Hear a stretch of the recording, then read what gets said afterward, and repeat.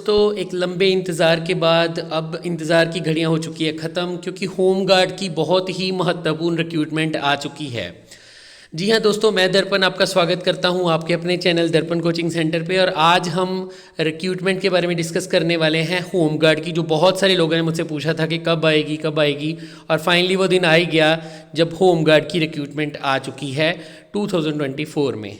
चलिए शुरू करते हैं इस वीडियो को और जानते हैं इसके बारे में सारी इन्फॉर्मेशन।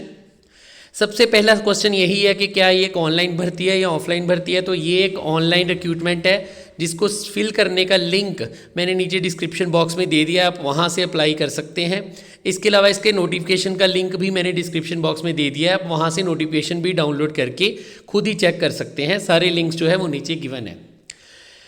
नेक्स्ट हम बात करेंगे सबसे पहले फ़ीस के बारे में। यहाँ पे आपकी कैटेगरी मायने नहीं रखती, आप किसी भी कैटेगरी के हो, आपको 100 रुपये 100 रुपीज़ जो फ़ीस है वो ऑनलाइन पे करनी है। ठीक है, इसके लिए आप अपने यूपीआई, आप अपने डेबिट कार्ड, क्रेडिट का इस्तेमाल कर सकते हैं। इसके अलावा आपका गूगल पे, फ़ोनपे, पेटीएम, भीम ऐप, सभी तरह की चीज़ें वैलिड है। लेकिन ऑनलाइन के अलावा कोई भी मेथड नहीं है जिससे आप ये फ़ीस पे कर सकते हैं। नेक्स्ट चलते हैं कि कौन पार्टिसिपेट कर सकता है, ये जानना बहुत ज़रूरी है। यहाँ पे बॉयज़, गर्ल्स और स्पेशली एक्स सर्विसमैन जो है उनके लिए भी सीट्स रिजर्व रखी गई है। लड़कियों के लिए यहाँ पे खुशखबरी है लड़कियों के लिए कि वो उनके लिए 1/3 ऑफ द सीट्स, मतलब 1/3 हिस्सा सिर्फ लड़कियों के लिए रिजर्व रखा गया है इस होम गार्ड की रिक्रूटमेंट में। तो बहुत ही बड़ी रिक्रूटमेंट है ये। ठीक है जी। और एक्स सर्विसमैन के लिए भी 10% सीट्स जो है वो रिजर्व रखी गई है। अब हम बात करते हैं कि कितनी पोस्ट आ चुकी है इसमें। तो यहाँ पे आपकी टोटल जो पोस्ट रहेंगी वो रहेगी 10,285, 10,285, जिसमें से अगर आप जनरल हैं तो आपकी पोस्ट होंगी 5,142, एससी के लिए 1,542, एसटी के लिए आपकी मिलेंगी 721 पोस्ट। ओबीसी की सबसे ज़्यादा पोस्ट है यहाँ पे 3084, 3084, 27% जो है वो ओबीसी के लिए रिजर्व है, 15% एससी के लिए। ठीक है, इसी तरह 7.5% जो है वो एसटी के लिए रिजर्व है। लड़कियों के लिए यहाँ पे जैसे मैंने पहले बताया 1/3 सीट्स रिजर्व रखी गई है। तो 3428, 3428 वैकेंसीज जो है वो वुमेन के लिए रिजर्व रखी गई है। एक्स सर्विसमैन भी पीछे नहीं है, उनके लिए 1028 वैकेंसीज जो है वो रिजर्व रखी गई है। अब ये सारी टेंटेटिव वैकेंसीज है। टेंटेटिव का मतलब होता है ये कम या ज़्यादा भी की जा सकती है, वैसे करते नहीं है लेकिन लिख देते हैं कि हाँ टेंटेटिव वैकेंसीज है। अब बात करते हैं एज लिमिट की। यहाँ पे आपकी एज लिमिट रहेगी 20 साल से लेके 45 साल तक।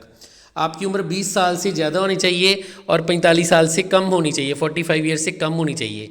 इस बार एक्स सर्विसमैन का उन्होंने थोड़ा सा सस्पेंस रखा है। मैक्सिमम 54 ईयर, 54 साल, जो 54 ईयर्स तक के एक्स सर्विसमैन है सिर्फ वही अप्लाई कर सकते हैं। अगर एक्स सर्विसमैन की एज 54 से ज़्यादा है तो वो नहीं अप्लाई कर सकते। ठीक है जी। अब बात करते हैं सैलरी की। सैलरी जो मोस्टली होम गार्ड की होती है 29,900 ही होती है। यहाँ पे सैलरी के बारे में कुछ भी मेंशन नहीं है आपकी जो नोटिफिकेशन है, लेकिन मैंने गूगल पे चेक किया था तो होम गार्ड की जो एवरेज सैलरी होती है वो 29,900 होती है। इसके अलावा इनको बाकी सारे पर्क्स भी मिलते हैं, जैसे कि आपका HRA हो गया, DA हो गया, FRA हो गया, ये सारी जो फैसिलिटीज़ है वो भी आपको साथ ही साथ मिलती हैं। चलिए मोड ऑफ सिलेक्शन की बात करते हैं। यहाँ पे भी एक सस्पेंस है जिसको आपको ध्यान से सुनना है। यहाँ पे आपके 3 मोड होंगे। सबसे पहले आपकी हाइट मेजरमेंट होगी, उसके बाद आपकी रेस करवाई जाएगी। अब होम गार्ड की भर्ती है तो रेस तो होगी। ठीक है, वो अलग चीज़ एक्स सर्विसमैन के लिए अलग है, बाकियों के लिए अलग है, जो मैं आगे वीडियो में बताने वाला हूँ। लेकिन अभी आप ये सुन लीजिए कि हाइट है, उसके बाद रेस है और फाइनली आपका रिटन टेस्ट है। अब 2024 के नए रूल के मुताबिक वैसे तो रिटन टेस्ट हमेशा पहले पे होता है, सबसे पहले होता है, लेकिन यहाँ पे उन्होंने क्या किया, यहाँ पे रिटन टेस्ट लास्ट में रख दिया। पहले हाइट और रेस वगैरह वो चेक कर लेंगे, उसके बाद ही आपका रिटन टेस्ट लेंगे। बात कर लेते हैं हाइट की। यहाँ पे आपकी हाइट कितनी होनी चाहिए, इसको ध्यान से सुनना। जो मेल है लड़के, ठीक है, उनको 165 सेंटीमीटर कम से कम हाइट चाहिए। ये आप चेक कर लेना आपकी इतनी है या नहीं। अगर इससे कम है तो अप्लाई मत करना, और अगर इससे ज़्यादा है तभी अप्लाई करना। और फीमेल के लिए यहाँ पे 152 सेंटीमीटर का हाइट जो है वो रखा गया है। ठीक है जी। चलिए, ये होगी आपकी हाइट की बात। अब चलते हैं हम रेस की ओर।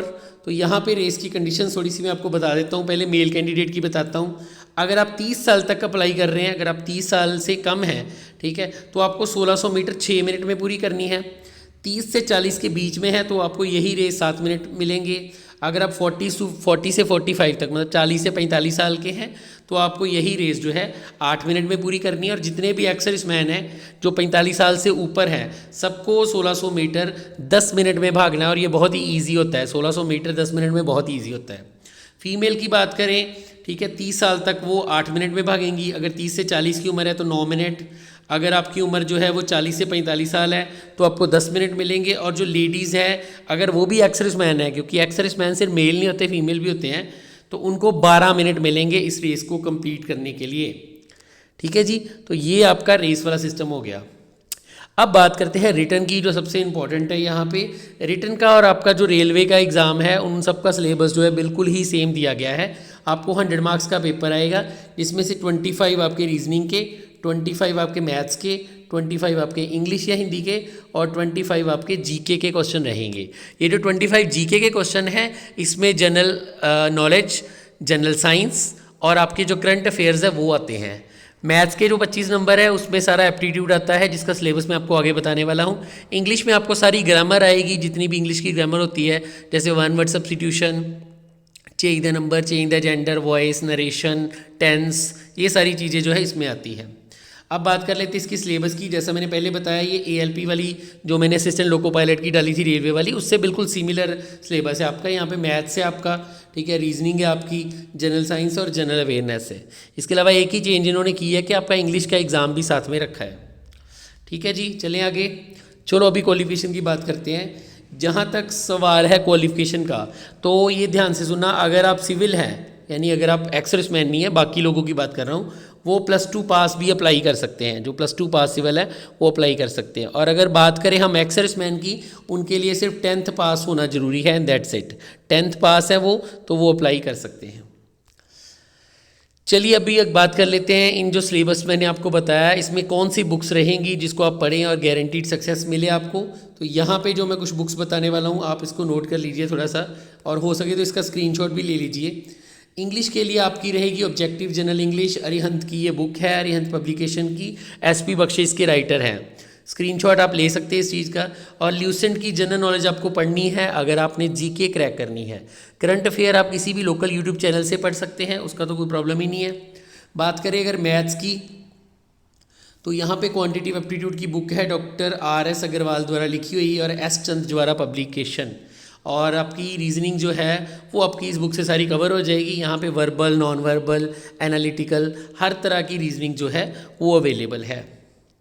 चलिए अब इंपॉर्टेंट डेट्स की बात भी कर लेते हैं। ये वीडियो का लास्ट सेक्शन है, आई थिंक, हाँ जी लास्ट सेक्शन है।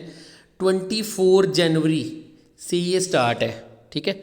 अगर आप 24 जनवरी के बाद मुझे सुन रहे हैं तो ये रिक्रूटमेंट स्टार्ट हो चुकी है। अगर आप 24 जनवरी से पहले मुझे सुन रहे हैं, ठीक है, तो फिर 24 को ये स्टार्ट हो जाएगी।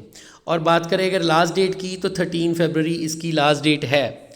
इस डेट से पहले पहले ना सिर्फ आपको आपका फॉर्म फिल करना है बल्कि 100 रुपये की जो ऑनलाइन फ़ीस है आपके लिए वो भी देनी है।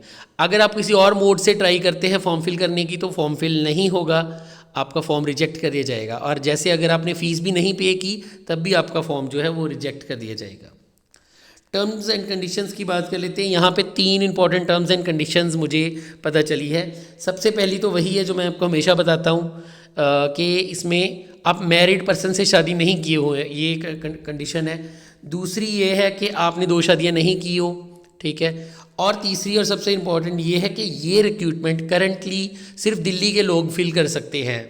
अगर आप दिल्ली के अलावा किसी स्टेट से मुझे सुन रहे हैं, क्योंकि मेरे व्यूअर्स जो है वो दिल्ली से तो है ही है, पंजाब से भी है, आंध्र प्रदेश से भी है, बिहार से भी है, तो अगर दिल्ली से सुन रहे हैं तब तो आप ये फिल कर सकते हैं। अगर आप जैसे पंजाब, हरियाणा, हिमाचल प्रदेश से सुन रहे हैं तब आप ये फॉर्म अभी नहीं फिल कर सकते। लेकिन गुड न्यूज़ ये है कि होमगार्ड की वैकेंसी पंजाब, आंध्र प्रदेश, हिमाचल, हरियाणा के लिए भी बहुत ही जल्दी आ रही है, ठीक है, जिसकी डेट सारी आ चुकी है। अगर आप किसी की डेट पूछना चाहते हैं, किसी स्पेसिफिक स्टेट से हैं आप और आप पूछना चाहते हैं कि आपके स्टेट में क्या डेट है, क्योंकि सारी बताना मेरे लिए भी पॉसिबल नहीं होगा, वो बहुत लंबी चली जाएगी वीडियो। अगर आप दिल्ली से अलावा किसी और स्टेट से सुन रहे हैं तो मुझे कमेंट सेक्शन में कमेंट कर दीजिए, मैं आपको आपकी डेट बता देता हूँ, ठीक है, कि अगर आप इस स्टेट से हैं तो आपकी जो होमगार्ड की वैकेंसी है इस मंथ को आएगी या इस, ठीक है, डेट को आएगी। वो मैं सारा आपको बता दूंगा, मेरे पास वो लिस्ट भी आ चुकी है, ठीक है जी। चलिए, आई होप आपको वीडियो अच्छी लगी होगी। स्पेशली दिल्ली वालों को तो डेफिनेटली अच्छी लगी होगी, उनके लिए तो अभी रिक्रूटमेंट आ चुकी है। बाकी लोग भी निराश ना होएं, बाकी लोगों के लिए भी आ जाएगी, डेफिनेटली आएगी। तो अभी तो आप इस वीडियो को एंजॉय कर रहे हैं, अभी इस वीडियो को लाइक भी कर दीजिए अगर इतना एंजॉय किया, और कमेंट भी कर दीजिए। अगर आपने स्टेट पूछना है या कुछ भी पूछना है तो आप कमेंट सेक्शन में कमेंट कर सकते हैं।